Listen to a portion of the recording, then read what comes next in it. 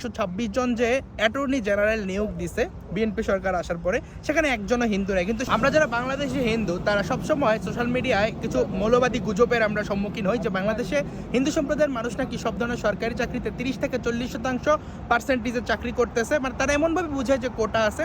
প্রতিষ্ঠিত গুজব যে 600টা থানার, মানে ওরা বলে এর মধ্যে 520টা থানার ওসি নাকি হিন্দু। এর মধ্যে আরেকটা গুজব বলে যে সচিবালয় নাকি সব হিন্দু, এরা নাকি ভারতের অংশ হয়ে গেছে। এখন দেখেন, বাংলাদেশি হিন্দু যদি আমি মনে করলাম যে সব কর্মকর্তা হিন্দু সচিবালয়, তাহলে ভারতের অংশ হবে কীভাবে?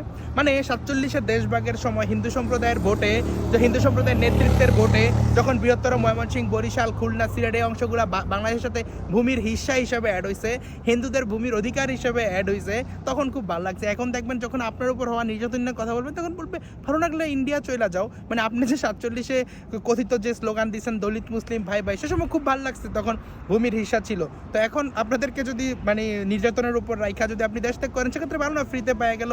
যাই হোক, সেটা অন্য হিসাব। এখন দেখেন, আমরা নেত্র নিউজের একটা রিপোর্টে দেখতে পাই যেটা 2025-এর জুনে ওরা পাবলিশ করছে একটা প্রতিবেদন। সেখানে দেখা যায় যে বাংলাদেশের হিন্দু সম্প্রদায়ের মানুষজনের সামরিক বিভাগে নৌবাহিনীতে মাত্র কমিশনড অফিসার 1%-এরও কম, সেনাবাহিনীতে মাত্র 1%।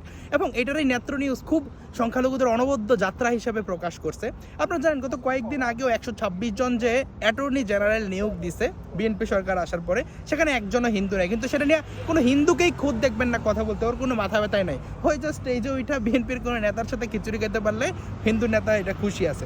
জনপ্রশাসন বলেন, বেসামরিক খাতের ক্ষেত্রে বিদ্যালয় অথবা স্বায়ত্তশাসিত বিশ্ববিদ্যালয়, রিপোর্টার্স ইউনিটি, সুপ্রিম কোর্টের যে অ্যাডভোকেট বা ধরেন পুলিশ প্রশাসনের ক্ষেত্রে দেখেন, সেখানে কোনো ক্ষেত্রেই 10%-এর বেশি হিন্দুদের পার্সেন্টেজ নাই।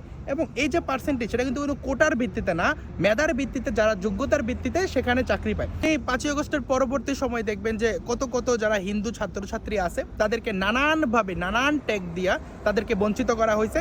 তো এমনকি আপনি ধরেন একটা সরকারি চাকরি পাইলেন অ্যাজ এ হিন্দু, তো এই যে প্রতিবেদনটা করা হয়েছে সেখানে চাকরিতে ঢোকার হার করা হয়েছে, কিন্তু উপরের দিকে গেলে যে হিন্দু সম্প্রদায়ের উপর বৈষম্য বৃদ্ধি পায় সেই জিনিসটা উল্লেখ করা হয়েছে যে যত উপরের উচ্চ পদ তত বৈচিত্র্যতা কমে। এখন যে কেন গুজব ছড়ানো হয়, কারণ বাংলাদেশের সাধারণ মুসলিম সম্প্রদায়ের মানুষজনকে বিভ্রান্ত করে হিন্দু বিদ্বেষ উস্কায় দেওয়া, হিন্দুদের উপর ক্রমাগত আক্রমণ চালানোর জন্য, এবং হিন্দুদের 26 লাখ একর জমিতে দখল করা আছে। আরও যদি হিন্দুরা যদি ভারতে চলে যায় সেক্ষেত্রে এগুলো ইজিলি দখল করা যাবে। অর্পিত সম্পত্তির নামে সরকার কিছু দখল করবে, কিছু এলাকার প্রভাবশালী যারা মেজরিটি ধর্মাবলম্বী আছে তারা দখল করবে।